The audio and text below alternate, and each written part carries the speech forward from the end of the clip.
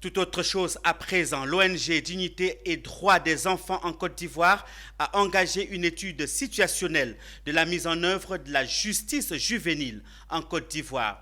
Les résultats de cette étude menée dans 5 localités ont été présentés au sein de la préfecture d'Agboville en présence des autorités administratives et des participants. À travers cet atelier, l'ONG entend soutenir les actions liées à la promotion et la protection des droits des enfants en milieu carcéral. Les détails avec Anja Sémian et Augustin Kra.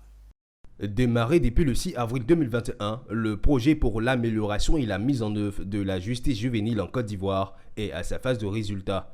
L'ONG Dignité et Droits pour les enfants en Côte d'Ivoire a présenté le résultat de son enquête diligentée dans 5 localités, à savoir Abidjan, Aboasso, Adzopé-Agboville et Tiasalé. C'est par ailleurs une activité de plaidoyer qui consiste à regrouper les parties prenantes dans la justice juvénile, mais surtout à appeler à une réelle prise de conscience sur les défis et les enjeux liés aux enfants en milieu carcéral. C'est cette étude-là je crois, qui a concerné les services, c'est-à-dire les commissariats, la gendarmerie, les services de protection, le tribunal et autres, pour pouvoir avoir une idée de l'effectivité de la justice juvénile en Côte d'Ivoire. Selon cette étude situationnelle, les problèmes recensés, au nombre desquels le faible taux d'accompagnement des autorités, demandent un engagement de tous les acteurs de l'écosystème judiciaire. Pour sa part, l'ONG D2CI s'inscrit dans la perspective à proposer des solutions, à accompagner et soutenir les actions en faveur de la mise en œuvre de la justice juvénile. C'est dans cette optique qu'elle a symboliquement fait une donation suivant les besoins des lieux de détention pour mineurs d'Agboville.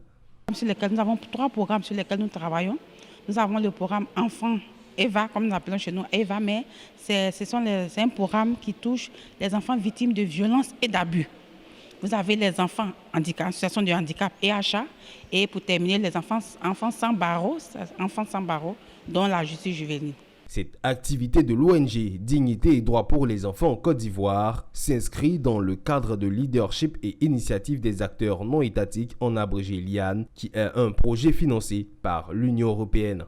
Rendez-vous est pris à Adzopé pour la prochaine étape.